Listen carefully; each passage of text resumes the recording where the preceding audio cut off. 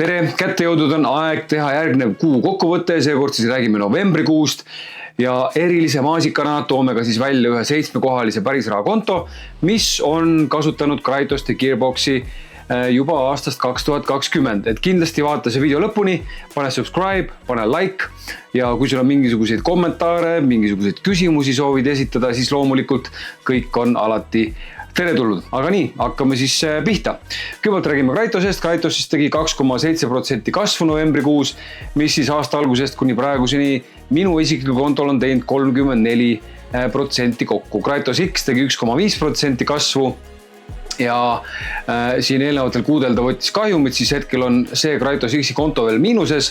Muide, Kraitos X puhul on tulemas välja ka uus versioon, kohe-kohe, võib-olla juba see nädalavahetus, kus siis strateegiat on kõvasti muudetud ja ka kogu nii-öelda loogikat on muudetud selleks, et vältida siis sügavaid drawdown'e ja backtesti tulemused kuni 6 aastat tagasi näitavad, et asjal on päris palju jumet.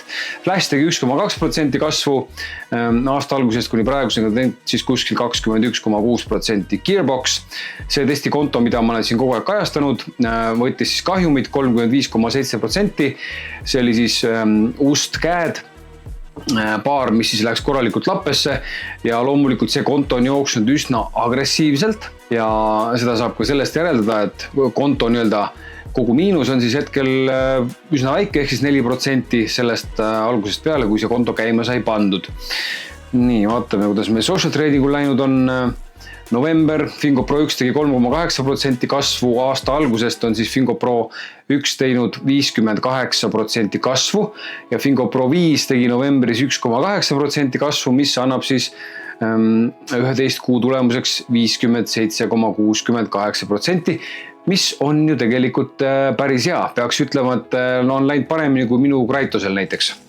Räägime ka siis veel Crypto Advantage'ist ja John Wick signaalidest. Siin oli varem ka Raidar kõrval. Raidari projekt on praegu läinud pausile, sellepärast ei ole seda mõtte kajastada, sest et lihtsalt ei ole ühtegi head signaalide pakkujat.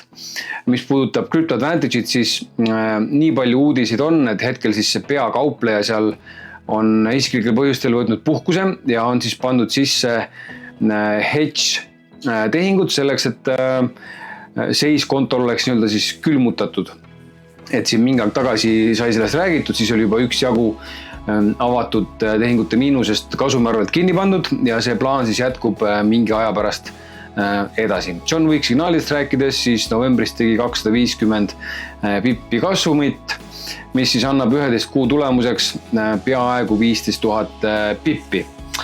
Nagu lubatud sai, siis siia lõppu näitame ka ühte väga suurt võimast kontot, et on olnud alati palju küsimusi inimestel, et miks ei ole seda 100 000 sees, miks sul ei ole 100 000 sisse pandud, miks ei ole 7-kohalisi kontosid, et kas keegi ei usalda või mis värk on, siis nüüd kohe vaatamegi ühte sellist korralikku rasvast kontot, mis on siis jooksnud alates aastast 2020. Oktoobris pandi see käima, 25 000 pandi siis siia sisse alguses, see on siis ka sama summa, mis minu konto praegu on ja praeguseks on siis see konto kasvanud 3,3 miljoni peale ja see konto siis alustas Gearboxiga ja siis kui Kraitos tuli, siis Kraitos läks siia juurde ja ma kahtlustan, et siis siin samas see ongi nii, siin pandi balance'ile juurde, aga siin on ka näha, et see tõusunurk on järsult paremaks läinud. Ma kahtlustan, et siin samas aprillis pandi siis käima, pandi siia kapitali juurde ja siis pandi ka käima Kraitos.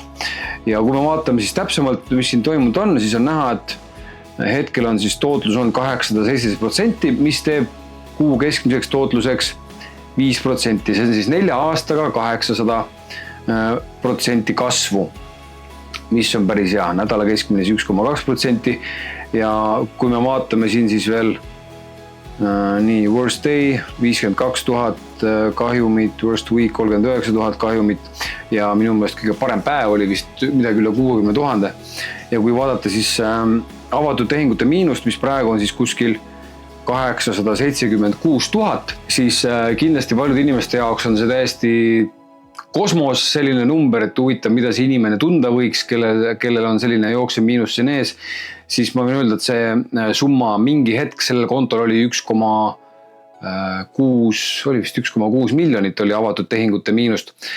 Ehk siis, valetan, 1,07 miljonit oli avatud tehingute miinust, mis siis on ikkagi päris suur summa, ütleme niimoodi, aga nagu näha, siis selle konto omanikul on mune ja ta ei ole võtnud ka liigseid riske, sest muidu oleks see konto ilmselt õhku lastud. Maksimaalselt siis jooksev miinus oli 38% ja see oli siis selle aasta septembri lõpus oli selline vähe huvitavam aeg. Ehk siis nagu näha on võimalik ka pikaajaliselt neid tööriistu kasutada kasumlikult. Loomulikult, mida suurem konto, seda lihtsam on neid asju teha, seda lihtsam on ka sellele kuutasul otsa vaadata, seda õigustada, kui sa maksad, see on siis 4 aastaga, iga aastaga on siis tehtud kuskil $500,000 kasumit ja sa oled selle $500,000 kasumi teenimiseks maksnud kuskil $3,000 siis iga aasta selle eest. Et see on nagu, seal on ikka väga suured vahed sees, et siis minu poolt kõigile eesmärk kasvatada enda kontot palju suuremaks, nagu näha, siis see konto alustas 25 000-ga.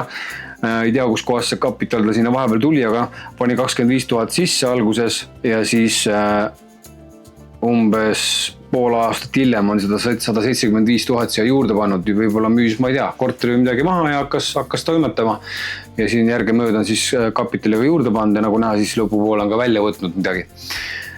Et nagu näha, siis sellised asjad on võimalikud, et see ei ole lihtsalt pie in the sky jutt, aga see kõik nõuab distsipliini, nõuab panustamist ja nõuab ka kapitali. Ja üks selline hea viis, kuidas siis alustada selle asjaga, kõige soodsam viis on siis tegelikult kasutada social trading ut, mis on siis ka detsembrikuus alustamistasu on 0, mis põhimõtteliselt annab siis 4 kuu kokkuhoiu.